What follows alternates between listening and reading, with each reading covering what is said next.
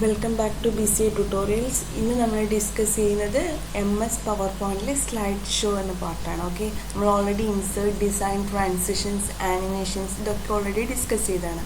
അതിൽ ഓരോ നമ്മളിതിൽ ഉൾക്കൊള്ളിച്ചിട്ടുണ്ട്. അപ്പോൾ ഇതിൽ നമുക്കിന്ന് പറയാനുള്ളത് സ്ലൈഡ് ഷോ. അപ്പോൾ സ്ലൈഡ് ഷോ എടുത്തു കഴിഞ്ഞാൽ അതിൽ from beginning, from current slide, present online, ഇതൊക്കെ നമുക്കിവിടെ കാണാൻ വേണ്ടി പറ്റും അല്ലേ. കസ്റ്റം സ്ലൈഡ് ഷോ ഇതൊക്കെ എന്താണ് എന്നുള്ളതാണ് നമ്മളിന്ന് ഡിസ്കസ് ചെയ്യാൻ പോകുന്നത്. ഓൾറെഡി എൻ്റെ ഒരു സ്ലൈഡ് ഞാനിപ്പോൾ ഇവിടെയാണ് എൻ്റെ സ്ലൈഡ് ഇരിക്കുന്നതെന്ന് വിചാരിക്കാം. എനിക്ക് എവിടെ നിന്നാണ് സ്റ്റാർട്ട് ചെയ്യേണ്ടത്? ഫ്രം ദ ബിഗിനിങ് ആണ് എനിക്ക് സ്റ്റാർട്ട് ചെയ്യേണ്ടതെങ്കിൽ എനിക്ക് ഈ ഒരു സ്റ്റാർട്ട് സ്ലൈഡ് ഷോ എന്നുള്ള ഈ ഗ്രൂപ്പിൽ നിന്നും എനിക്ക് ഫ്രം ബിഗിനിങ് സെലക്ട് ചെയ്യാൻ വേണ്ടി പറ്റും. ഇനി ഈ ഒരു രീതിയിലല്ല എങ്കിൽ നമുക്ക് F5 ക്ലിക്ക് ചെയ്ത് കഴിഞ്ഞാലും starting from the beginning start from beginning എന്നുള്ള ഓപ്ഷനാണ് നമുക്ക് കിട്ടുന്നത്. ഓക്കെ, അപ്പോൾ സ്റ്റാർട്ട് ഫ്രം ബിഗിനിങ് ആകുമ്പോൾ ഇവിടെ നിന്നാണ് തുടങ്ങുന്നത്, ഫസ്റ്റ് സ്ലൈഡ് തൊട്ടാണ് തുടങ്ങുന്നത്. അപ്പോൾ ഈ ഒരു രീതിയിൽ എനിക്ക് ചെയ്യാൻ വേണ്ടി പറ്റും. ഓക്കെ, അതാണ് ഫ്രം ബിഗിനിങ്. ഇനി ഫ്രം കറണ്ട് സ്ലൈഡ് ആണ് എങ്കിൽ ഫ്രം കറണ്ട് സ്ലൈഡ് ക്ലിക്ക് ചെയ്ത് കഴിഞ്ഞാൽ നമുക്ക് കറണ്ട് സ്ലൈഡിൽ നമുക്ക് ഓരോ സ്ലൈഡായിട്ട് നമുക്ക് എക്സ്പ്ലെയിൻ ചെയ്യാനുള്ള ഓപ്ഷൻ ഉണ്ട്. ഓക്കെ, അപ്പോൾ ഇതാണ് ഇവിടെ കറണ്ട് സ്ലൈഡ് നമുക്ക് ഷിഫ്റ്റ് F5 ക്ലിക്ക് ചെയ്തുകൊണ്ടും ചെയ്യാൻ വേണ്ടി പറ്റും. ഓക്കെ, ഇപ്പോൾ ഞാൻ ഇവിടെയാണുള്ളത്. അപ്പം ഷിഫ്റ്റ് F5 ക്ലിക്ക് ചെയ്ത് കഴിഞ്ഞാൽ എനിക്ക് എവിടെയാണോ ഞാൻ ഇപ്പോൾ സെലക്ട് ചെയ്തിരിക്കുന്നത് ആ ഒരു സ്ലൈഡ് നമുക്ക് തുടങ്ങാൻ വേണ്ടി പറ്റും. ഓക്കെ, അപ്പോൾ ഈ ഒരു രീതിയിലാണ് നമ്മൾ സ്ലൈഡ് ഷോ ചെയ്യുന്നത്. ഇനി നമുക്ക് പ്രസൻറ്റ് ഓൺലൈൻ എന്നുള്ള ഓപ്ഷൻ ഉണ്ട്. അതായത് നമുക്ക് നമ്മുടെ സ്ലൈഡ് മറ്റുള്ളവർക്കും കാണണം, ഷെയർ ചെയ്യണമെന്നുണ്ടെങ്കിൽ നമുക്ക് പ്രസൻറ്റ് ഓൺലൈൻ എന്നുള്ളത് ക്ലിക്ക് ചെയ്ത് കൊടുത്ത് നമുക്കത് ഷെയർ ചെയ്യാൻ വേണ്ടിയിട്ടുള്ള ഓപ്ഷനാണ്. ഇനി കസ്റ്റം സ്ലൈഡ് ഷോ അതിൽ കസ്റ്റം ഷോസ് എന്നുള്ളതുണ്ട്. നമുക്കവിടെ സെലക്ട് ചെയ്ത് കൊടുക്കാൻ വേണ്ടി പറ്റും. ഇതുവരെ ഓൾറെഡി ഒന്നും ചെയ്തിട്ടില്ല, അതുകൊണ്ടാണ് അത് ന്യൂ എന്ന് കാണിക്കുന്നത്. ഓക്കെ, ഫസ്റ്റ് പ്രസൻറ്റേഷൻ കഴിഞ്ഞതിന് ശേഷം എനിക്ക് ഫോർത്ത് പ്രസൻറ്റേഷനാണ്. അപ്പോൾ അത് ഞാനിവിടെ ആഡ് ചെയ്ത് കൊടുത്തു കഴിഞ്ഞാൽ ആ ഒരു രീതിയിൽ എനിക്കിവിടെ കസ്റ്റം ചെയ്തിട്ട് എടുക്കാൻ വേണ്ടി പറ്റും. ഓക്കെ, അപ്പോൾ ഞാൻ ഏതൊക്കെയാണോ സെലക്ട് ചെയ്തത് അത് മാത്രമായിട്ടായിരിക്കും എനിക്കതിലേക്ക് വരുന്നത്. ഈ ഒരു രീതി, ഇതാണ് കസ്റ്റം ഷോ 1 എന്ന് പറയുന്നത്. അപ്പോൾ ഞാൻ ഇതിൽ വേറെ സെലക്ട് ചെയ്ത് കൊടുത്തു കഴിഞ്ഞാൽ അതായിരിക്കും വരിക. ഇപ്പോൾ ഈ ഒരു രീതിയിൽ വന്നാൽ ഞാൻ ഏതൊക്കെയാണോ സെലക്ട് ചെയ്തത് ആ ഒരു സ്ലൈഡ് മാത്രമായിരിക്കും ഇതിൽ വരുന്നത്. ഓക്കെ, ടേബിൾ കഴിഞ്ഞ് ഞാൻ സ്മാർട്ട് ആർട്ടായിരുന്നു. അപ്പോൾ ആ ഒരു രീതിയിൽ സെലക്ട് ചെയ്ത സ്ലൈഡ്സ് മാത്രമായിട്ട് നമുക്കവിടെ കാണാൻ വേണ്ടി പറ്റുന്നു. അതാണ് കസ്റ്റം സ്ലൈഡ് ഷോ. ഇനി ഇവിടെ തന്നെ നമുക്ക് ഇത് ഹൈഡ് ചെയ്യാൻ ഓപ്ഷൻ ഉണ്ട്.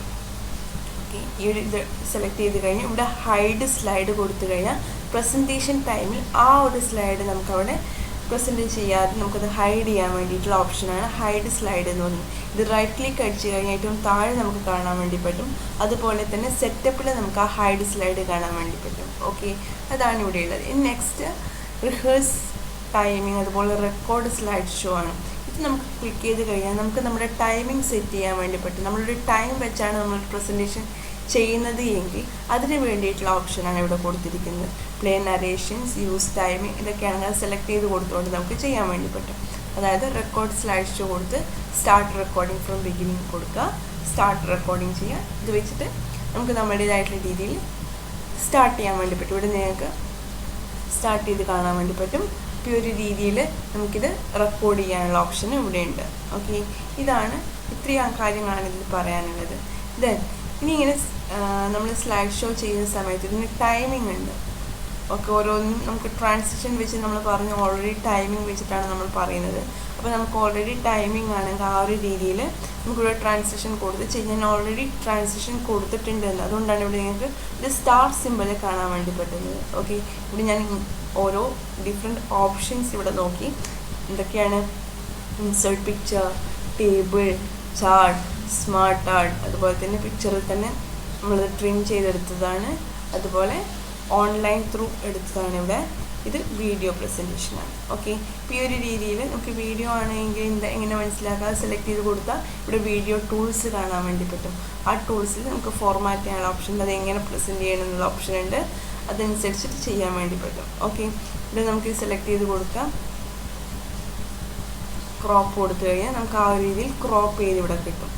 ഓക്കെ, ഇത്രയാണ്.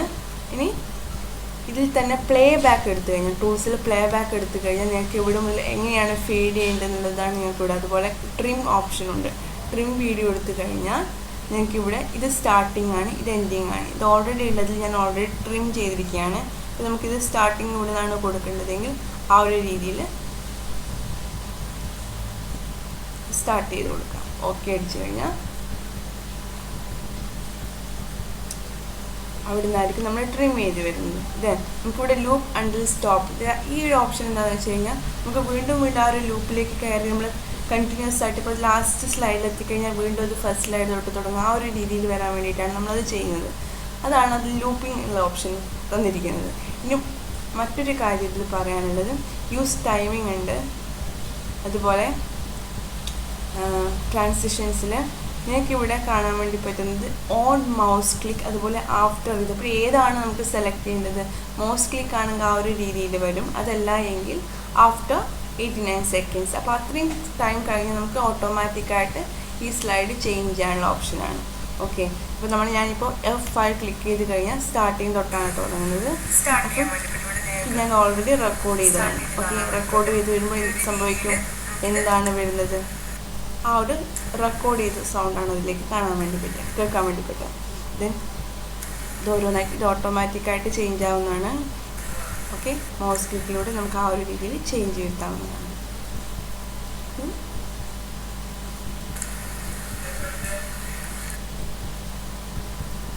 ഒരു രീതിയിൽ നമുക്ക് കൊടുക്കാൻ വേണ്ടി പറ്റും. ഓക്കെ, ഇത് നിങ്ങൾക്കിത് പ്ലേ ചെയ്യണമെന്നുണ്ടെങ്കിൽ നമുക്കിവിടെ പ്ലേ ചെയ്യാനുള്ള ഓപ്ഷൻ ഉണ്ട്. ഇത് നൗ സൗണ്ടാണ് കൊടുത്തിരിക്കുന്നത്. അതുപോലെ നിങ്ങൾക്ക് മറ്റൊരു കാര്യം എന്താണെന്ന് വെച്ചാൽ സ്ലൈഡ് ഷോ എടുക്കുകയാണ്. For example from the starting നമ്മൾ സ്റ്റാർട്ടിങ്ങിൽ എടുക്കുകയാണെങ്കിൽ ഇവിടെ എനിക്ക് എന്തെങ്കിലും എക്സ്പ്ലെയിൻ ചെയ്ത് കൊടുക്കാനുണ്ടെങ്കിൽ, പോയിൻ്റർ എക്സ്പ്ലെയിൻ ചെയ്ത് കൊടുക്കാനുണ്ടെങ്കിൽ നമുക്കത് ചെയ്യാനുള്ള ഓപ്ഷനാണ് ഇവിടെ. Transitions on mouse click. Okay,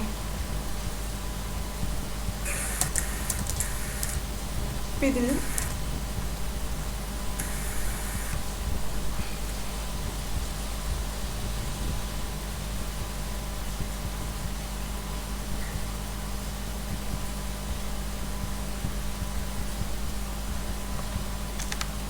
shift F5 pointer use ചെയ്യണമെന്നുണ്ടെങ്കിൽ കൺട്രോൾ P പ്രസ് ചെയ്ത് കഴിഞ്ഞാൽ നമുക്കിവിടെ പോയിൻ്റർ യൂസ് ചെയ്യാൻ വേണ്ടി പറ്റും. ഓക്കെ, ഈ ഒരു രീതിയിൽ നമുക്ക് പോയിൻ്റ് ചെയ്ത് കൊടുക്കാം. ഇനി ലേസർ പോയിൻറ്റിങ് ആണെങ്കിൽ കൺട്രോൾ N പ്രസ് ചെയ്ത് കഴിഞ്ഞാൽ നമുക്ക് എന്ത് ചെയ്യാം? ലേസർ പോയിൻ്റ് യൂസ് ചെയ്തുകൊണ്ട് എക്സ്പ്ലെയിൻ ചെയ്യാൻ വേണ്ടി പറ്റും. ഓക്കെ, ഇനി പെന്നായിട്ട് യൂസ് ചെയ്യാനാണെങ്കിൽ നമുക്കതെന്താണ്? ഇത് തന്നെയാണ് പെൻ പോയിൻ്റർ. ഓക്കെ, ഇവിടെ നമുക്ക് പെൻ യൂസ് ചെയ്തുകൊണ്ട് റൈറ്റ് ചെയ്യാനുള്ള ഓപ്ഷൻ ഉണ്ട്. ഇനി കൺട്രോൾ E യൂസ് ചെയ്ത് കഴിഞ്ഞാൽ അത് ഇറേസ് ചെയ്യാനുള്ള ഓപ്ഷനാണ്. ഇത് ഇറേസ് ചെയ്യാൻ വേണ്ടിയാണ് നമ്മൾ കൺട്രോൾ E എടുത്തിരിക്കുന്നത്. ദെൻ കൺട്രോൾ I എടുക്കുകയാണെങ്കിൽ നമുക്ക് ഹൈലൈറ്റ് ചെയ്യാനുള്ള ഓപ്ഷനാണ്.